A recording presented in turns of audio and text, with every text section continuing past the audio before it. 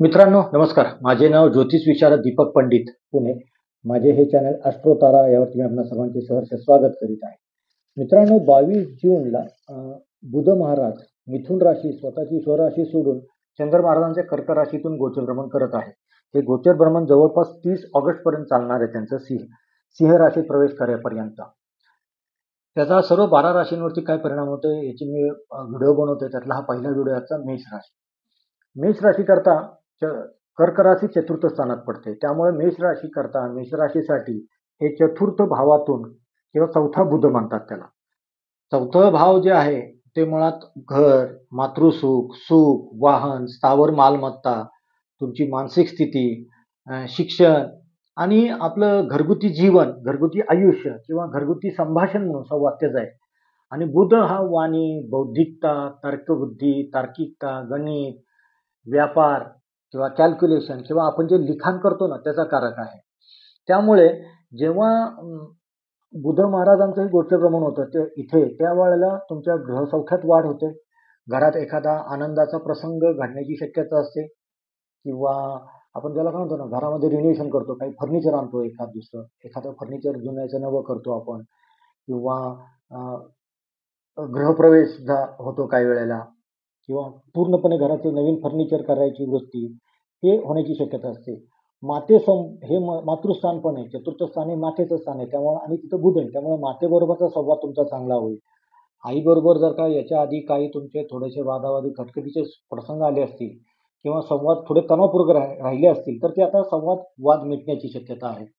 Property विषयक कुणी काही करत असेल ऍक्टिव्हिटी मेष राशीचे, म्हणजे जसं विकत घेणं, विकणं किंवा डेकोरेशन करणं किंवा रिनोव्हेशन करणं किंवा काही त्यामध्ये चेंजेस करणं आत्ताच्या राहत्या प्रॉपर्टीमध्ये, या करण्याकरता हा अतिशय उत्कृष्ट कालावधी आहे.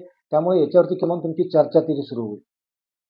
जे विद्यार्थी शिक्षण घेते त्यांच्या शिक्षणाच्या बौद्धिक प्रगतीसाठी, अभ्यासासाठी किंवा अभ्यास केलेलं लक्षात राहण्यासाठी किंवा तार्किक पद्धतीने किंवा तर्कबुद्धीने अभ्यास करण्याकरता हा अतिशय चांगला कालावधी आहे. जे आता मधल्या लॉकडाऊन नंतरच्या काळात वर्क फ्रॉम होमची सुरू झालेली पद्धत काम करायची, बऱ्याचशा इंटरनॅशनल कंपन्यांनी त्यांच्या कंपन्या ऑफिसेस बंद करून वर्क फ्रॉम होम सुरू केले. त्यामुळं वर्क फ्रॉम होमची संधी परत एकदा मिळू शकते सगळ्यांना. म्हणजे आता ते रेग्युलर रुटीन म्हणून, आता काही प्रॉब्लेम म्हणून नाही, त्यावेळेला प्रॉब्लेममुळे झालं होतं ते. आता ही झाली सकारात्मक बाजू किंवा पॉझिटिव्ह साईड. आता निगेटिव्ह साईड काय असेल, जर तुमच्या कुंडलीत जन्मकुंडलीतच बुध अशुभ असेल तर ही निगेटिव्ह फळं तुम्हाला जास्त तीव्रतेने मिळतील. अदरवाईज जे नॉर्मल काय म्हणू ना, बुध चतुर्थात चंद्राच्या राशीत कर्क राशीत आहे आणि चतुर्थ स्थान आहे, त्यामुळे काय नकारात्मकता निगेटिव्हिटी राहील. तर आईच्या तब्येतीकडे लक्ष द्या. आईला थोडासा त्रास संभवतोय, तिच्या काही तब्येतीच्या कुरबुरी असतील तर त्या बघा. तुमच्या घरामध्ये काही कुरबुरी, वादावादी, विसंवाद होणार नाही याची काळजी घ्या आणि बोलण्यामुळे काही गैरसमज पसरणार नाही, होणार नाही याची खबरदारी घ्या. एक प्रकारची आपण म्हणतो ना भावनिक अस्थिरता.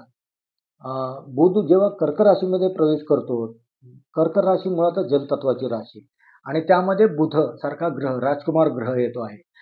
त्यामुळं आपण काय म्हणतो त्याला भावनात्मकरित्या स्ट्रॉंग असलेली अशी ही कर्क राशी आणि तिथे चंचल, चपळ किंवा हूड स्वभावाचा तो राजकुमारच आहे, हूड स्वभावाचा बुध महाराज येतोय. त्यामुळे निर्णय घेण्यामध्ये थोडी चंचलता येऊ शकते.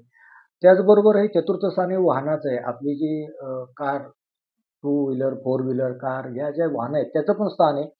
त्यामुळं वाहनांची दुरुस्ती किंवा त्या तत्संबंधी खर्च उभे राहू शकतात.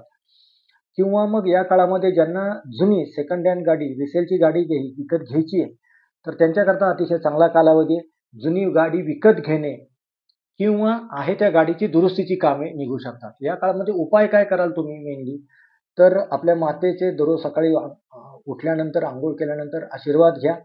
ओम बुम बुधाय नमः या मंत्राचा, बुध महाराजांचा मंत्र, या मंत्राचा दररोज 11 वेळा किंवा 21 वेळा जप करा.